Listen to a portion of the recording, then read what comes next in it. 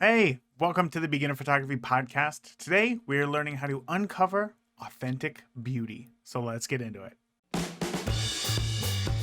Welcome to the Beginner Photography Podcast, a weekly podcast for those who believe that moments matter most and that a beautiful photo is more than just a sum of its settings. A show for those who want to do more with the gear they have to take better photos today. And now, your host, Raymond Hatfield. Welcome back, photo friends. This is you. Oh man, this is my favorite time of the week where we get to hang out together and we get to talk about one of my favorite things in the whole world, which is photography. Hopefully it's one of your favorite things in the world too, because if it is, let me tell you, today is going to be such a great conversation that you are going to hear. I gotta say, traditionally when I get ready for a podcast, I try to come up with obviously a topic for the interview so that we can stay on track. And I want to learn something specific about the photographer who I'm talking to. I mean, our time is limited and I really want to make the most out of it. But real quickly, this interview gets just derailed. And the conversation that we have is probably one of the most uh, easy and authentic conversations I've ever had with another photographer about how they see the world, why they shoot the way that they shoot. And I think that you're really going to enjoy this one because it is not a traditional interview. So, really excited to get on into this interview today with Ramzi Mansour about his why in photography. Truly, it's something incredible that you're gonna really enjoy. But before we get to that, I wanted to talk about something that happened recently in the Beginner Photography Podcast Facebook community. So, if you don't know, there is a thriving community on Facebook for Beginner Photography Podcast listeners and members. And so last week, Taylor started a conversation who was looking for help. He said, I'm looking for some suggestions. When you advertise on your website and social, how do you describe your session? Like, how do you mention time, images, outfits, location, etc., to attract clients? And this is something that I see quite often, from other photographers when they are advertising their services, whether it be on Facebook or it be on Instagram. And it is so easy to, if you're just getting started in photography and you're looking to advertise yourself, you got to put it out there. You got to say what it is that you offer. You got to say how much it costs. And you really want somebody reading it to say, oh, yep, this is exactly what I need before they, end up contacting you or booking you, right? So these things, they make sense. But I have found that the exact opposite works better. So when you put out there something to the effect of like, oh, hey, everybody, I'm offering 30 minutes, 15 photos, $99. Like, let's go ahead and do this. That doesn't sell very well because what you're selling is the spec sheet. You're selling the features of what it is that you're selling. And if that's the only thing that somebody has to go by, that's exactly what they're going to compare to other photographers. And let me tell you what, there's always, even when you're brand new, there are always photographers who are going to offer more for less, and all these things. So when you just sell your spec sheet, time, money, deliverables, and that's going to be compared to everybody else, you're going to lose every single time. I mean, you might book a few sessions, but you're not going to build something long term, and you're not going to build something that is going to be sustainable for sure. So what I have found that always works better is when you're talking about your photography is don't talk about the session itself. Everybody hates the session. Like, nobody wants to stand in front of a camera and feel awkward in front of a stranger.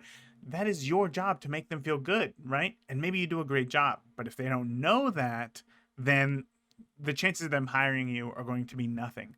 So rather than selling time, amount, and what it is that they're going to receive, I sell the outcome, the payoff, right? Or I sell the stress relief. I am going to make you feel comfortable in front of the camera. Everybody who I've had in front of the camera says that they feel very uncomfortable. But by the end of it, we're best friends, we're laughing, we're having a good time. Or better yet, I don't use any words to sell my services, and I use a testimonial from one of my clients that says those things. In particular, there's one that does really well for me, and it was from a couple who I shot, and I never thought in a million years that they were going through this, just based on the photos and the interaction that they had. But it wasn't until the testimonial came that said, me and my fiance were extremely nervous to get in front of the camera, but Raymond made us feel at ease. We had a great time. We were joking, we were laughing, we forgot that the camera was there, and the photos that we got were absolutely incredible. At that point, it doesn't even matter what it is that you charge, what you're going to deliver, because you're already solving the person's biggest pain point, which 9 times out of 10 isn't money. Like, people aren't buying the iPhone because it's the best value. They're buying it because Apple is selling them, oh, you're going to be so creative and you're going to be able to, make these amazing things, and it has such a great camera, to the point to where the money doesn't even matter. So I hope that you can take something out of that and apply that to your own photography and how it is that you try to attract other people and get them into your ecosystem as clients. The outcome is always more valuable than the features it is that you are selling. So again, hope that you enjoyed that. If it did, let me know.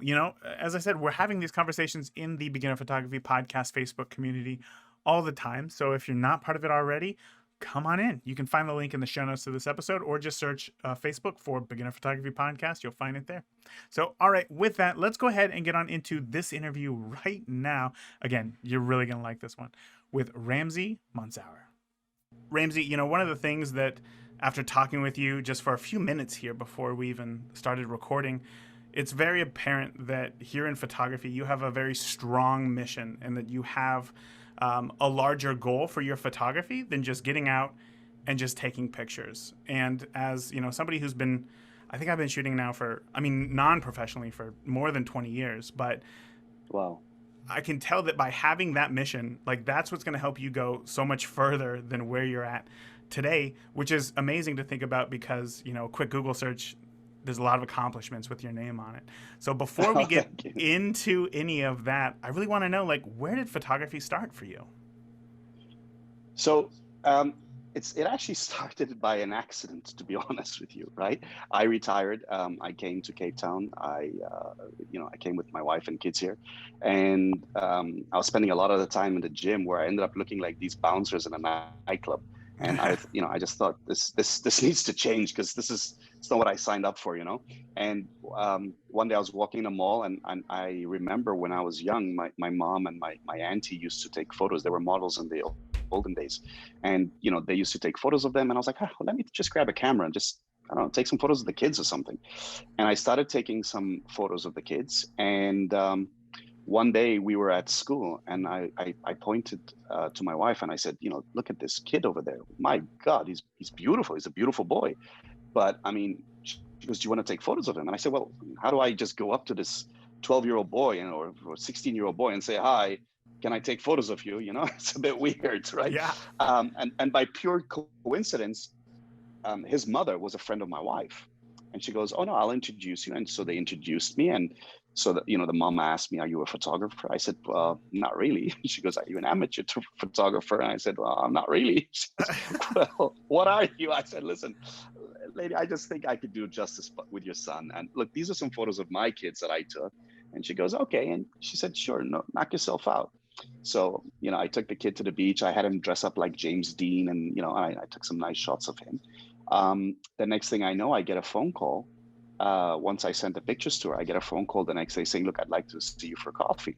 I was like, okay. And next thing I know, I'm at a place, and I walk in, and it's very weird for me. I'm like, this is not a coffee shop. And there's a whole bunch of women sitting around a boardroom. They invite me in, and they say, hi, listen, my name is so-and-so. I am the owner of this model agency. And how much do you charge for a test? And I said, excuse me, what? What's a test? This escalated quickly.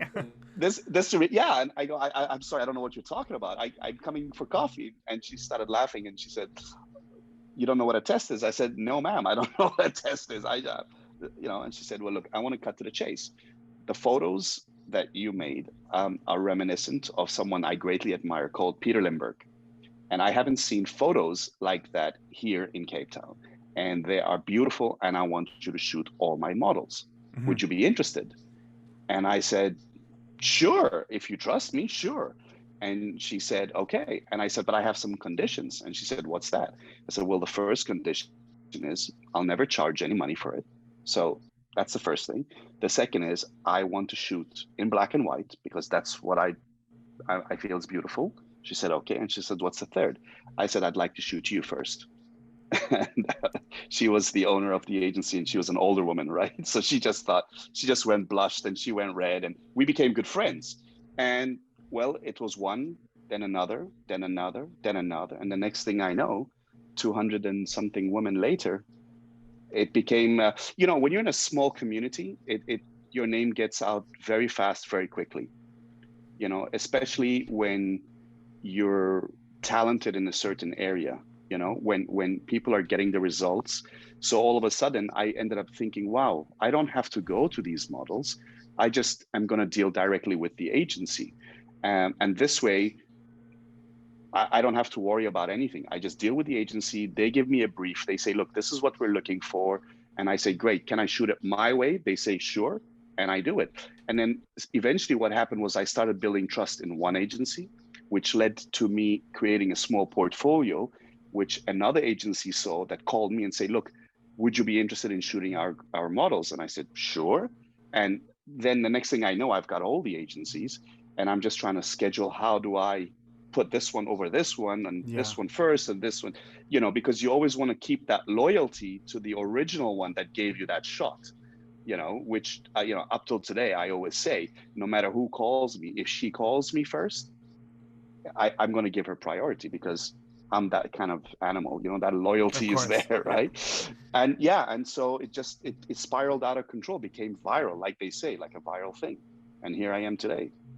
Okay, hold on. So there is a lot to go through right there. I think that with you, what's so interesting is that, you went out, you took these photos, and then now essentially you're getting a job offer and you have to learn on the job. So can you tell me about like what that process was like? Because I mean, you're not classically trained in photography. Essentially, you're doing it all yourself.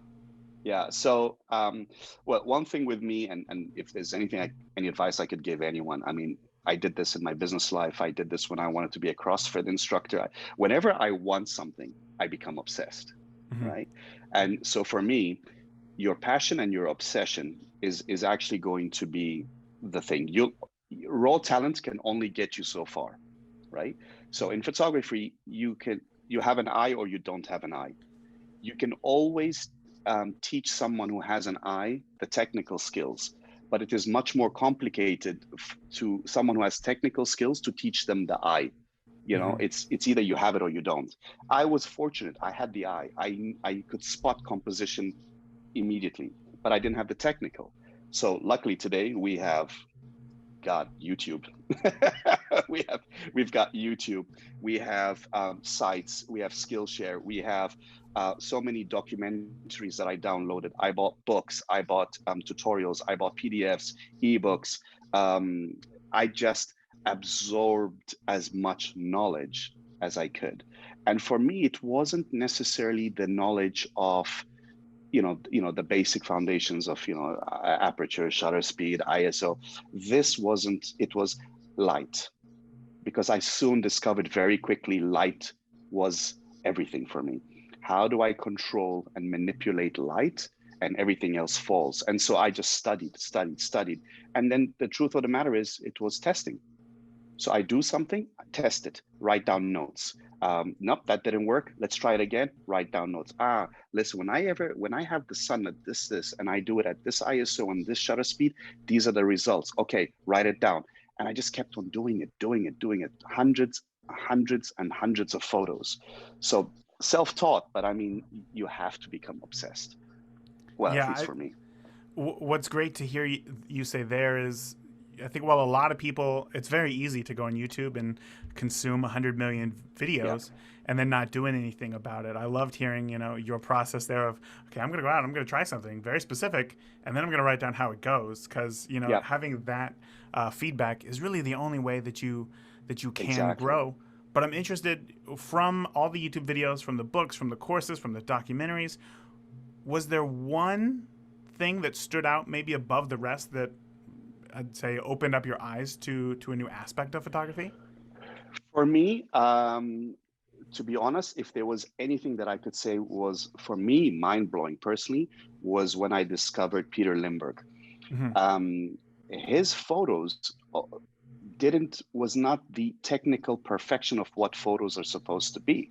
Hmm. Some of the shots were blurry, some were out of focus, some were too dark, some were too light, but there was a story in every single photo.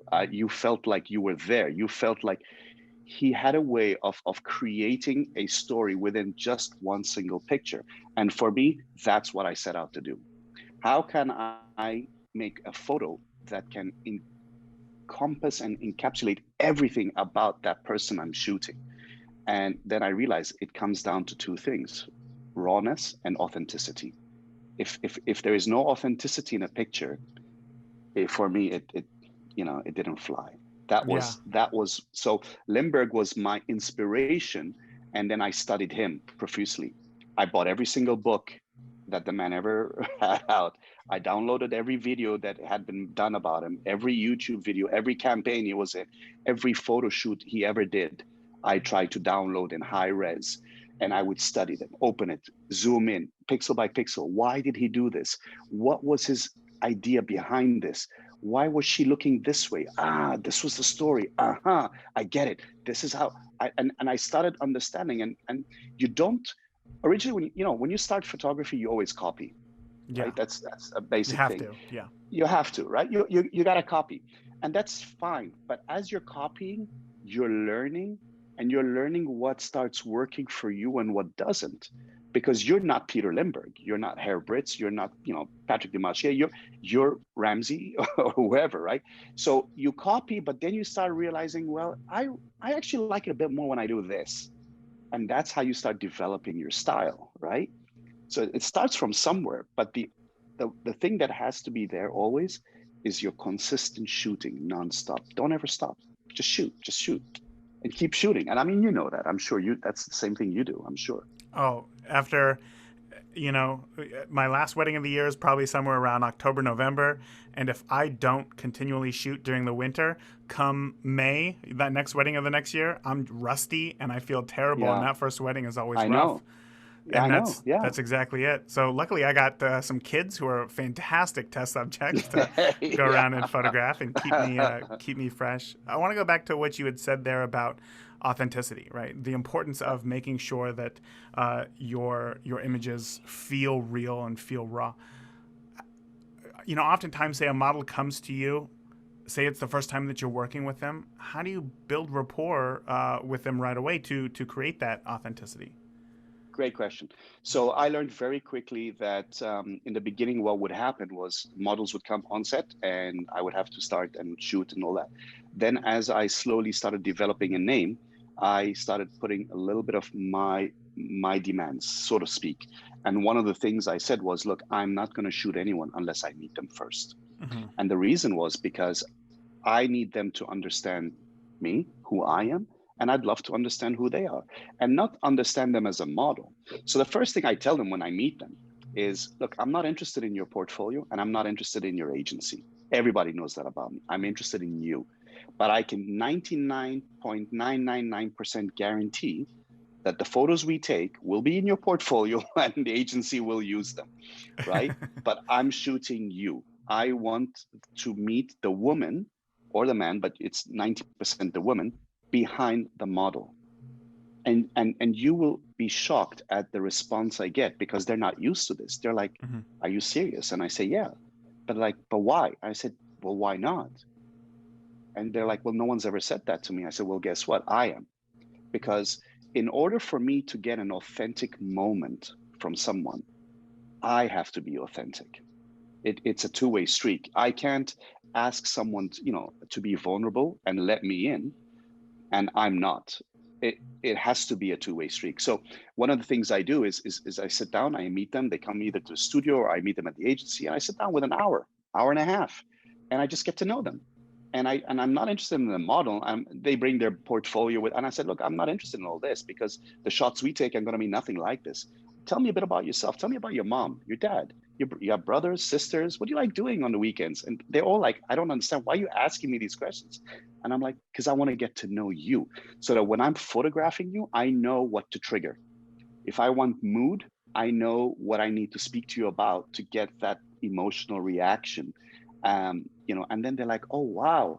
And almost every single woman I've shot has cried when we're photographing, not for any other reason, but when I show them, some of the photos on the camera, they start crying because they finally see the real them, not the facade of who they have been led to believe they have to be, but they see them in all their beauty, in all their rawness. And they just, wow, they can, they're amazed. And it's not me. I'm not better or worse than any other photographer.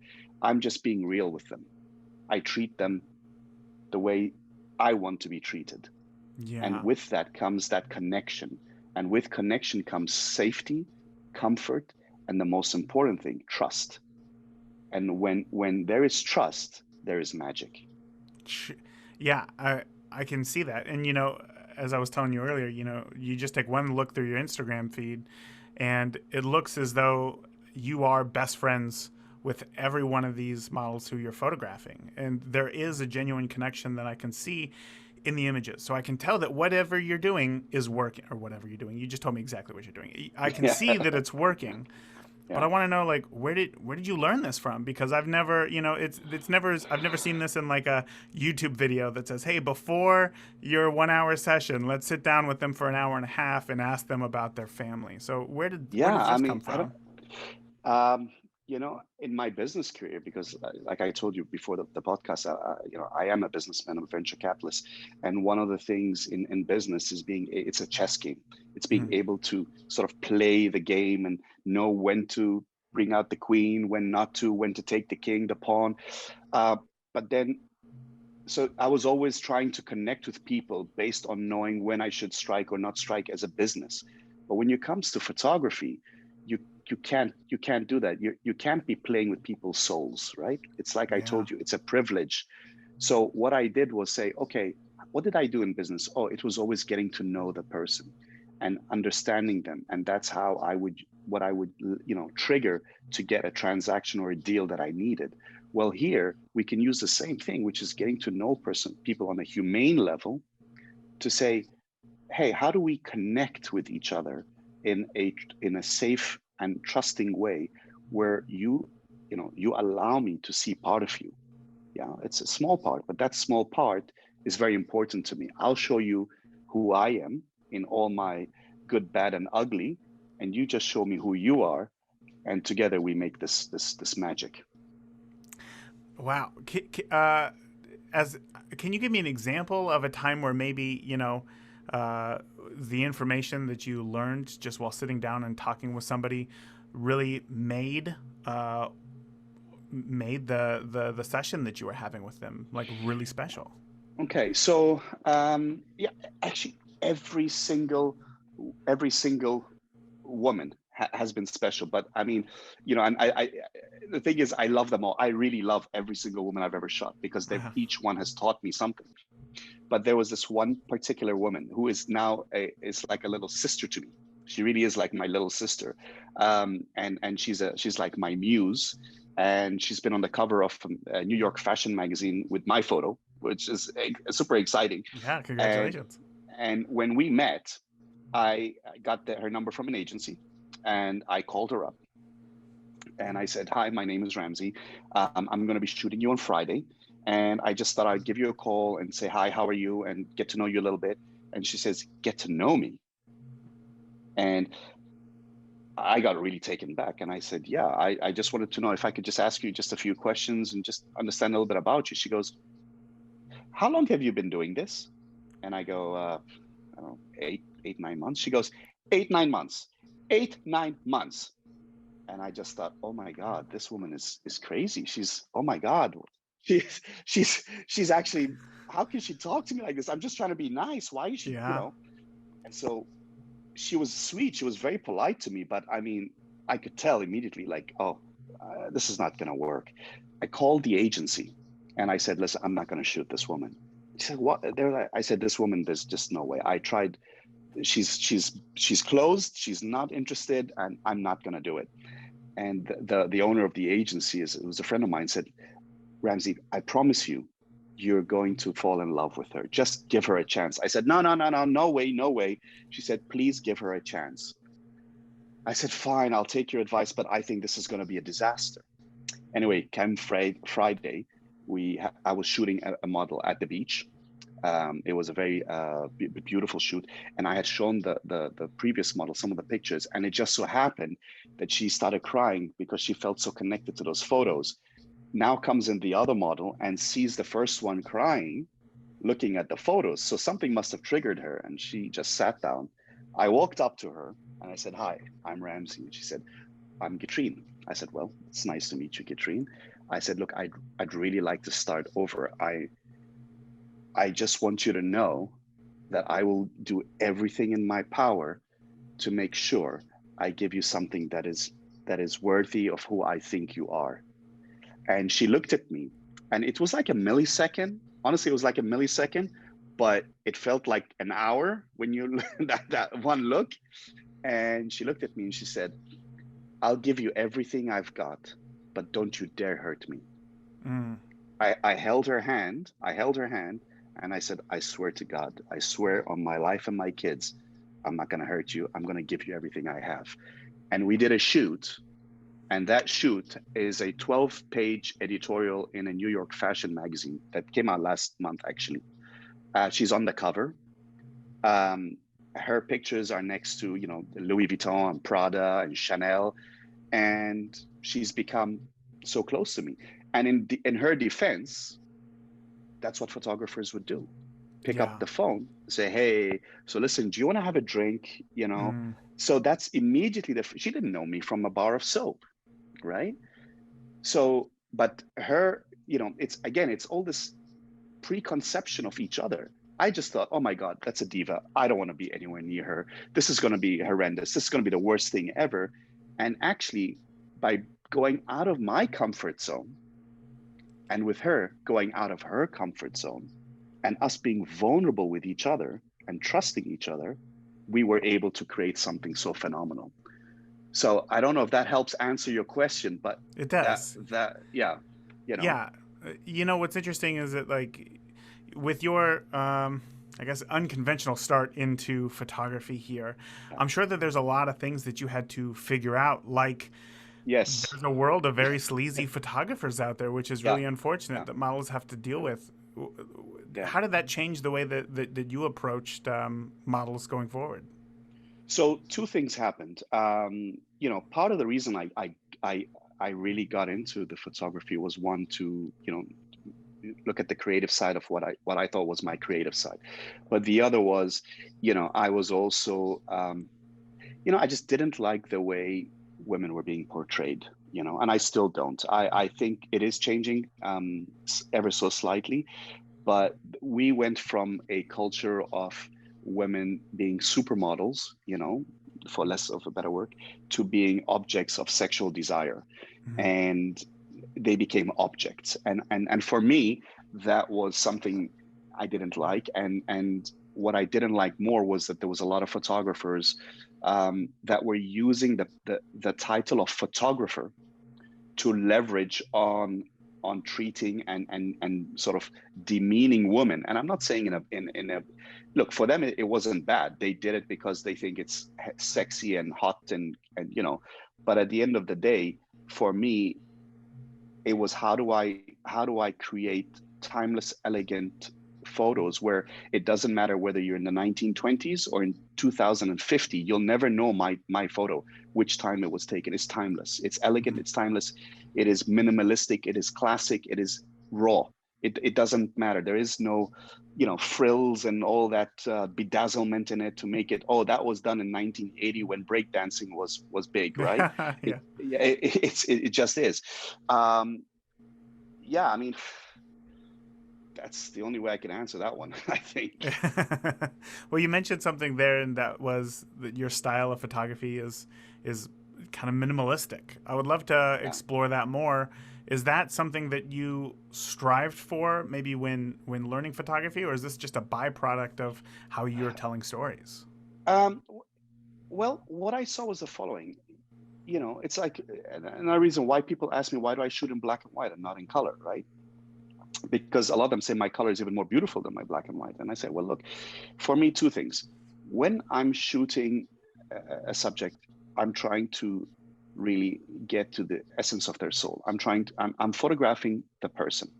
I'm trying to get into, because aesthetically, they're models. It doesn't matter who shoots them. It's going to be a beautiful picture because they're beautiful people, Mm-hmm. right? So for me, well, how do I up the game? How do I become the photographer that they say, oh wow? Well, I've got to be able to showcase something that is not the norm. And for me, that is that minimalistic raw emotion. So you'll notice in my photos, most of the clothing and styling is very minimalistic. It's very neutral colors, either darks or creams or beiges, very neutral because I'm trying to connect with her eyes. I'm trying to connect with her emotions. I don't try to connect with, yeah, 25 earrings and watches and, heavily made up face and makeup and all that, because then the picture is taken, the viewer is taken away from the soul of this woman to, oh wow, what an amazing dress. Well, as a photographer, I screwed up then, because Yeah. as for what I'm trying to do, it was a big, yeah, it's a great dress, but I didn't take a picture of the dress. I took a picture of a woman, a beautiful woman, and now you're telling me it's a beautiful dress, that's a bad photo. So I try to keep that. And the same thing goes with color. I could bedazzle you with roses and petals and all sorts of things, and you're like, wow, look at this color, but then it takes away from the directive, the narrative, which is the soul of this woman that's allowing me to photograph her. It's gone because you're looking at every other thing in the picture. So Yeah. again, I try to cut that out as well. And I'm not Wow. saying it's wrong or right. I mean, there's a Of place and course. time for everything. Yeah, and there is no wrong or right. I'm just saying this is how I found my niche in photographing raw emotion. This is a really interesting conversation. I'm not sure that many. I think this is interview number 252, and in that time, I don't think I've ever heard a photographer describe not only what it is that they shoot, how they shoot, and why they shoot it, as well as you have here. And I Thank guess I'm you. just trying to break down. Of course, I'm trying to break down. I'm trying to get a little bit deeper into that because I know that we all have a why in photography, and obviously, just again, the almost 25 minutes that we spent talking before we even hit record here, I could tell how passionate you are about photography. So tell me, like, you've kind of gotten to this point to where you keep shooting, you get better and better. Your emotional intelligence with working with others gets better and better as well. Yeah. Like, where do you see the future of your photography going? Is there an area in which you're Wow. lacking that you want to improve on here? Yeah, that's a great question, and I've been asked that so many times because people are like, "Do you want to be on the cover of Vogue?" And I go, "Well, not really." There was a time when I thought, "Okay, if I'm on the cover of Vogue, that's the epitome of I've made it." But I've just realized that, not really. No, that's not. For me, I think where I am in photography is what I would like to do is hold an exhibition. I think this is where I will be, and perhaps publish some more books with different awarenesses into things that matter to me. So it could be whether it was a cancer project or whether it's going to be on gender-based violence or something, because I think technically and artistically I'm able to produce photos that people are drawn to, but Yes. I want to find I continuously want to find a cause. Otherwise it's a gift that is going nowhere. It is, how do we use this gift to tell a story? And so for me it's now storytelling. Right now it's in fashion and portraiture, but as we evolve I want to use it to tell stories for causes. And I think that will happen once I finish and complete my cancer project. Once I have one or two exhibitions under my belt, I think it'll become much more clear. But to be in magazines and yeah, it's great. I love it, but it's not the end goal for me. You Of know, course. Yeah. yeah, So it's not the end goal. tell me a little bit more about your. It's an upcoming book, right? It's not released Yeah. yet. And again, talking to you about how important cancer awareness has been. Talk to me about what sorts of things are going into these photos that are making this project special for you. Okay. But, this thing is also how it started is quite interesting because I had shown some of these photos to friends of mine, of the models, and my friend looked at me and she goes, "Look, these are great, but they're beautiful women. Why don't you shoot women who are not beautiful?" And I said, "Well, why would I do that?" And they said, "Well, why not?" And I got home and I was a bit angry and annoyed. And I thought, I mean, geez, I did all this work and now she's saying I shouldn't shoot beautiful people. I mean, I don't get it. And then I realized what she was actually trying to tell me, right? And I said, there's beauty in everybody. And I thought, oh, now I understand. Okay. But look, I'm not a street photographer. I've been doing this, fashion and modeling photos. Okay. How could I change? Well, I walked into the agency one day and there was this booker and we were just talking and she was like, well, what do you want to do with photography? I said, I'd love to do a book. I'd love to do something that, matters. I'd love to help people, inspire people. And she said, well, what do you think of? And I said, well, look, maybe I'd do something with cancer. My father had cancer and luckily God bless his soul, he got out of it. But I remember for me as a young child, it was detrimental. And we've had, people who had cancer in our family. So maybe about cancer. And she said, well, I had cancer and I had breast cancer and I had double mastectomy. Oh And I said, wow. oh, really? Oh, wow. I said, is this something that you would be interested in doing with me? And she said, I would love to. And I said, well, think about it. And if it's something that, you have an interest in, let me know and we'll work on it together. I'll finance everything, but yeah, I'd love to do it. Lo and behold, 5 days later, I get an email from this amazing woman with a list of 40 or 50 women that she had contacted and said, yes, they would willing to put their portraits and their stories in a book. So by now I was like, oh boy, this is real. I, I can't really get out of this one now. Yeah. And I called her up and I said, first of all, you're just incredible. I don't know how you managed to get all this information in such a short amount of time, but wow, that passion and that whole gusto that you have. Listen, I'm in. I'm all in. And so I called in, a couple of people in my team. So a hair and makeup artist that would be, help with the hair and makeup, people that would do the editing. I brought in my wife, who had a big background in journalism, and so she would help interview the stories. And I thought, okay, if we create, 50 of these women, all races, all colors, all ages, all South African, who have been diagnosed with breast cancer and have beaten it, or are in the process of beating it. And we create beautiful black and white portraits, the way I take of models, but just everyday women.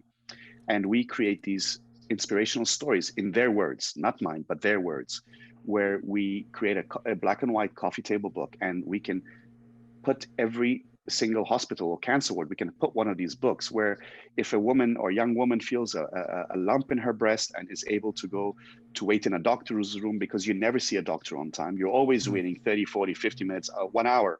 So, well, in that 1 hour, instead of her sitting there being scared shitless about her life or without looking at some Vogue magazine or car and motorcycle magazine that's, the doctor has there, well, she could pick up this book and see everyday people just like her who have experienced everything she's about to experience and have beaten it, and the reasons that they beat it, how they beat it, what inspired them to beat it. And I just figured, look, if we can just have, if just one person gets inspired by this and decides to fight it and win over cancer, then for me, I've done my job. That's all I've ever wanted to do. Yeah. Oh my gosh. Yeah, I've never had cancer in my family. I don't. I'm not sure if I even know anybody personally who's had to battle cancer, but I know obviously how devastating it can be. And I can Yeah. only imagine that if I went to a doctor's office and I was scared and there was this book of hope right there, then it would make me feel a whole lot better about myself. And obviously, the photography in it is a big part of that. So, um, let's continue on with that, because obviously that's got to be a big project to undergo. So, Yeah.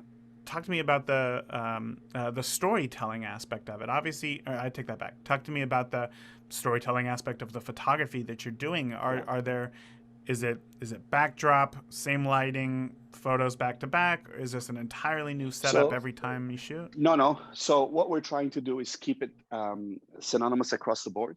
Mm. So what it is they come in, I meet them, and I hear their story. And well, one thing I can tell you is that every time I shoot one or two of these women, for 3 or 4 days, I'm in a very down, I bet. down emotional. Yeah, Yeah. the stories that I've heard, and it's not like in a Hollywood movie or something. This is real life. Yeah. These are people that have, they've been to hell and back.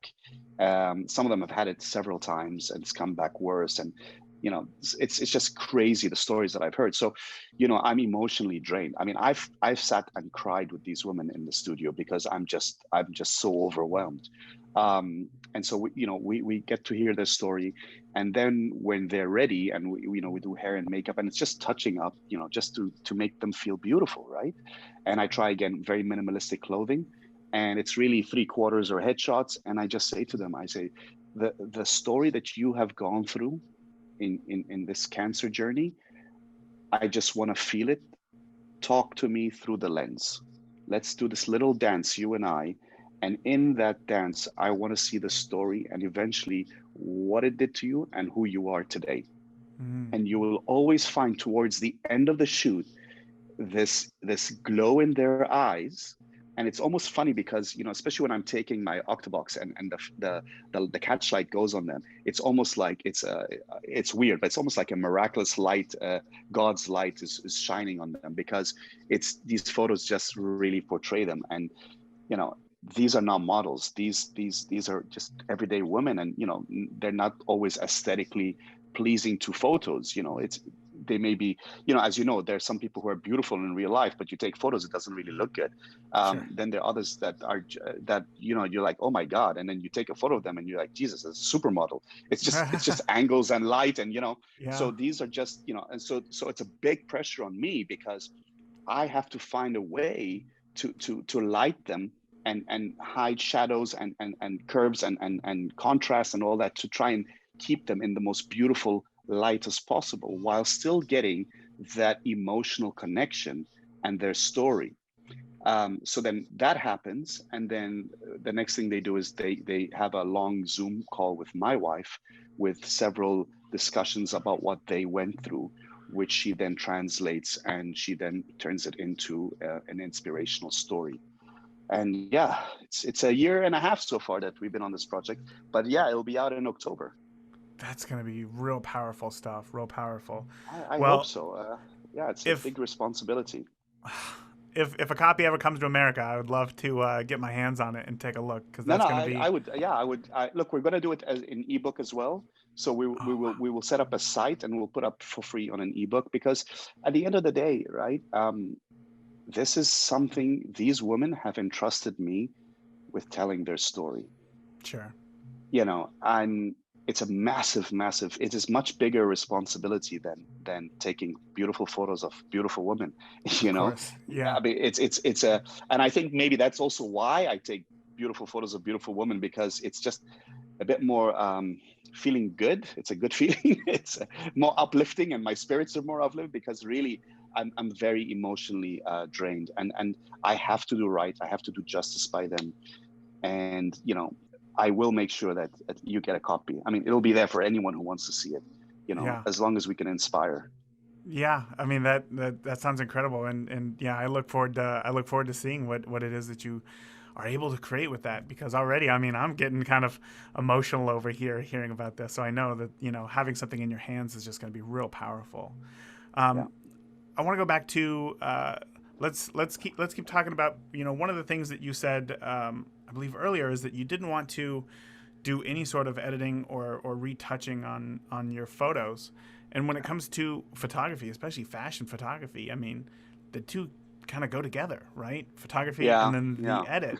And we live in a world where, within the past year, we've seen the before and afters of yeah. celebrities on magazine covers, and it's almost like, who are these people? So for you to kind of take a stance against that, I'm interested to hear where that comes from and how you're able to, or what you're able to do in camera to ensure that you get the photos that you want.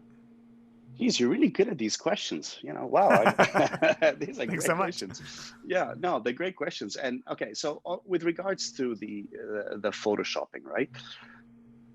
Here's my view, and the reason I have such a big stance on it is because, again, people don't understand.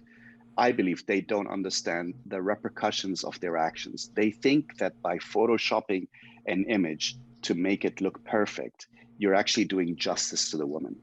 But in actuality, what you're doing is you're giving her a false ideology of an idea she cannot meet herself, right? Yeah. And she cannot attain it because it's digitally done. You'll never get her skin to look like that. You'll never get her nose or her chin or whatever. And the problem is that a lot of these women today are, for lack of a better word, are being validated and lived through social media. Okay. So your Instagram is your validation of who you are today. When you have 50,000 followers, you're somebody. If you don't, you're nobody. It's really disgusting, but it is kind of the way of the world, how it is. And these women live through the likes, validations, and comments that they get on these photos. So Sure. the more Photoshop these photos are, the more, oh my God, you're beautiful. Oh my God, your skin is amazing. Oh my God, oh, I wish I could be you. And so on and so forth from all these other people trying to be this woman. And this woman has to try and find a way to constantly achieve this. And it's not sustainable. There's no way. And for me, it's like, well, you're not only hurting yourself, because I know that these young girls who cannot achieve this, they go and they have plastic surgery to get their nose the way it is in Photoshop. They get their fillers and Botox and whatever, and they're injecting themselves with all sorts of things to try to look like the photo, right? And you're not only setting a bad example for the people who follow you and who idolize you and who want to be like you, but you yourself cannot attain this. And so you become very insecure, your confidence levels dips completely, you become an introvert, you become all sorts of things mentally and emotionally because you can't achieve it. So I'm just like, well, if we could find a way to show you how beautiful you are without all of this, doesn't that make it easier? Of course. Doesn't that make it easier? Aren't you able then to put any photo of you saying, this is me, this is who I am. I'm not perfect. For me, perfection is in the imperfect. That's what's so, none of us are perfect. So why are you trying so hard to look like an avatar? You don't even look, you look like an emoji. You don't even look real anymore, you know? And I don't get it. I really don't get it. So for me, from day one, I took a stance and I said to myself, there is no way in God's given earth, look, we have something, and it's called dodging and burning in the old days, playing with contrast, playing with exposure. I have no problem with that. And yes, if a model has a bruise on her leg, we will remove the bruise. But for Sure. me to manipulate and change her facial structure or put her stomach in or remove the cellulite, or nah, hell no, no way. And everyone who shoots with me knows that. There's no way. And maybe this is why these girls are actually, and these women are actually so happy. It's because I'm showing them at all their age groups. And I've shot women up to 55, 60, and I've shot 20-year-olds, and I've showed them, well, this is how beautiful you are today. When you're 50 or 60, I don't want you to look 20, because you're not. Yeah. But you're Yeah. beautiful at 50. You're even beautiful at 60. It's just a different beautiful, I'm almost 50. And, I'm not what I looked like when I was 20, but I am what I am today. And I'll take it with stride, because I'm not going to go back in time. I'm only going to go forward. Right. I might as well enjoy what I look like today, right? And Yeah. just enjoy it. So for me, that's the stance I took, that on photoshopping, I'm very much against it. And I'm very much about changing the color. I've seen pictures of Black women that don't look black. They look white. And I'm like, well, what's going on here? she's beautiful. This is her skin. What are you doing? Hmm. So for me, it's I take a very big stance on that. You know, I'm against it. And your second question was, how do I do it in camera? Manipulation of light. Honestly, I mean, that's really what it is. How do you get the best angles and the best lighting, to sort of, get the best glow, the best shapes out of the person you're shooting, that you need minimal, if anything, post. You know, Yeah. that's the game. It's lighting. How do you light your subject? Does it change for everybody? Say somebody who's 20 who comes in, is it a totally different lighting Yeah. setup than somebody who's 60 who Yeah, comes in? yeah. I mean, I have, I think my best friends in the studio are my modifiers, from the octoboxes to the beauty dishes to the zoom reflectors. And, again, I've just tried everything, seen what works. Sometimes I shoot against, a polyboard so that it bounces on the polyboard and then comes back. Sometimes I shoot the ceiling. So I tried so many things because, for an older woman, you want a softer kind of feel. For a younger woman, you want a more chiseled. For a man, you want him to look rugged, and lighting changes. And as you're changing the direction, as you're changing the direction and the movement of light, you're getting different aspects of the facial features. So yeah, for each person, it changes. But again, it's trial and error. There is no set, there is no this is set in stone and this is what you have to do. My lighting is always changing. Of course. Yeah. That's the thing with lighting is that like once you're in control of it, you're in control of everything, Yeah. which is I think so hard for new photographers to fully understand. When you had first got started and you went out and we talked about this a little bit earlier with you trying to learn on the job essentially. Was there something that you had a real hard time with that just wasn't clicking until I guess was there anything that just wasn't clicking for you right away? Yeah. The first thing I wasn't sure what I was doing. I doubted myself, right? And I think a lot of beginners are going to do the same thing. They're going to doubt themselves, and that's fine. That's okay. It's normal. If you don't doubt yourself, then you got issues. I think you should doubt yourself, right?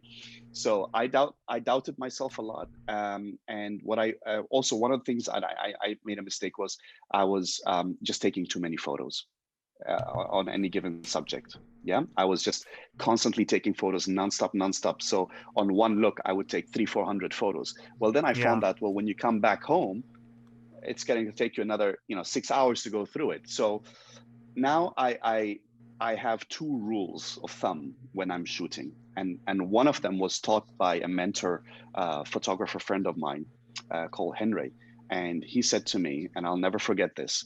He said, when you're shooting, and I tell this to every woman that I shoot, and when I meet them, I said there are two things that you have to know about me. The first thing is, when I'm composing you in the shot, unless it's a photo that I would take of my mother, my wife, my sisters, or my daughter, I'm not going to take the photo of you. So Hmm. if it doesn't matter whether you have clothes, you don't have clothes. If it's not something that I would take of my own daughter, then I'm not going to take it of you. So that's the Hmm. first thing. And the second thing, which is the most important, is I say to myself, God forbid anything happens to this woman tomorrow, right? If she dies tomorrow, what is the last photo anyone will ever see of her? Mm. Make sure it counts. Make sure that photo counts. So now when I'm taking photos, I don't spray and pray. I am deliberately in my mind putting in if this was her last photo, how do I want the world to see this beautiful human being? Oh my gosh. That is that's deep. That is like really deep stuff right there. I mean, Yeah. it sounds this has been such an interesting conversation. I feel like everything that we have discussed, one thing that I love about talking with you is just how intentional you are with everything that you're doing. It sounds like you're open to making mistakes, and that's fine, and you're going to learn from those Yeah. mistakes. It sounds like the decisions that you do make, you're making them intentionally, and you know exactly why you're making them. Whether or not it's what it is that ultimately ends up happening is obviously another story. But I love hearing, just the intentionality that you have with your photography. And this has been a fantastic conversation. Ramzi, I really don't know how to end it much much better than that. I mean, that was deep. I'm sure that people are driving in their car right now with tears coming down their face. Is there anything that I didn't ask you that you want to make sure that that listeners know? Look, for me, it's a very simple thing. If it has anything to do with beginner photographers, if there was any advice I could give them, is just get out there and shoot, and don't be afraid to make mistakes. I mean, look, I'm making mistakes every single day. I know for a fact. I come home and I tell my wife, I go, sweetheart, I don't know, I'm winging it. I don't know what I'm doing. I don't know what I'm doing. And next thing you know, your photos are on the cover of magazines, or you're doing an exhibition, or you're doing a book. So the only time you're ever gonna fail is if you don't try, as far as I'm concerned. As long as you try, you haven't failed. That's it. So mistakes are they're normal. Do it and just keep shooting. Just keep shooting. That's great. Again, Ramzi, I have to thank you so much for sharing everything that you have shared with us today. It's been a blast talking with you. I really look forward to keeping up with you in the future. But before I let you go, can you let people know where they can find out more about you and see some of your work online? Yeah. So we've got the Facebook and Instagram, and it's at the Ramzi Mansour. And I'm sure you put it on the. It's TheRamziMansour at the Ramzi Mansour, and my website is also www.ramzimansour.com. And yeah, for now that's it. And when I have an exhibition, it'll be on the website, and the portals will be there. So wish me luck on that one. Well, oh man, all the luck in the world for sure. Again, Ramzi, thank you so much for coming on today. I look forward to keeping up with you in the future. Thank you so much. Thank you for having me. What did I tell you? I feel like I say that like after every after every interview, but seriously, oh my gosh. The my biggest takeaway from this, not only it was, you have to be passionate about this, if you just simply enjoy photography, like that's great, go out and take those photos and enjoy it, and that is wonderful.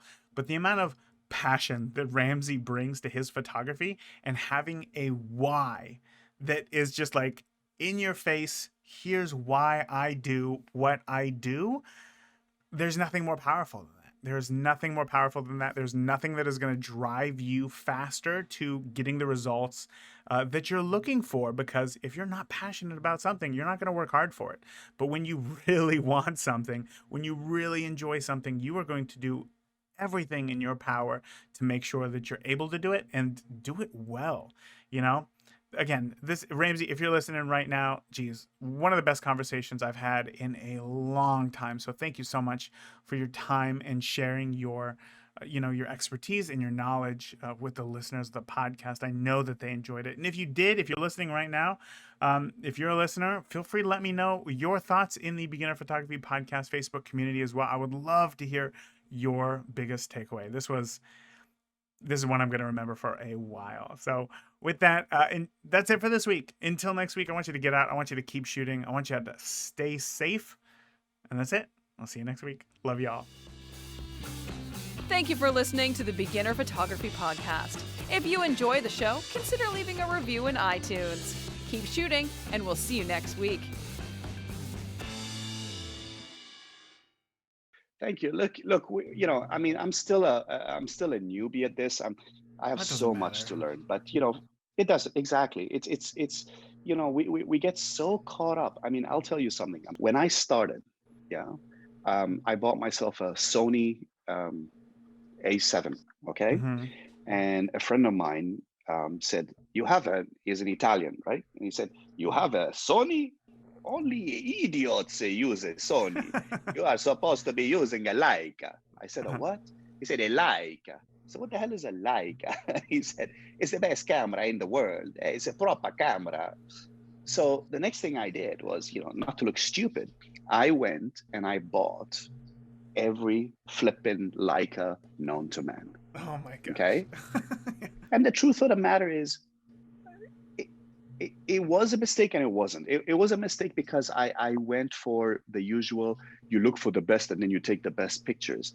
Whereas actually, I've seen some photos from a guy that's still got an old Canon AE1 from the 1980s. And man, I know guys who are using a Leica M9 that has 12 megapixels, and they put me to shame. So Right. I learned that lesson, that it ain't the camera, right? It ain't the camera. But one thing that I can say that has really put my photography on another level are the lenses. Lenses. If you have beautiful lenses and that have beautiful rendering, you will get amazing photos. That's Leica right there. Sometimes I don't Exactly. even think. Obviously, they make great cameras, but I really think Yeah. that where they shine is their lenses for sure.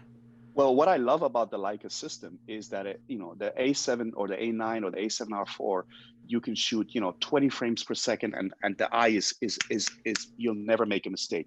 Leica don't have that. I mean, Yeah. honestly, they don't have that. Trust me, I know. I use them all, right? But what it does have is it slows you down and it allows you to focus on the moment. So I got rid of all my Canons, all my Sonys, all my Nikons. I got rid of everything. I actually gave them all away to people, just gave them Mm. away. And I focused only on Leica. And I said, Ramzi, don't become the guys that just spray and pray.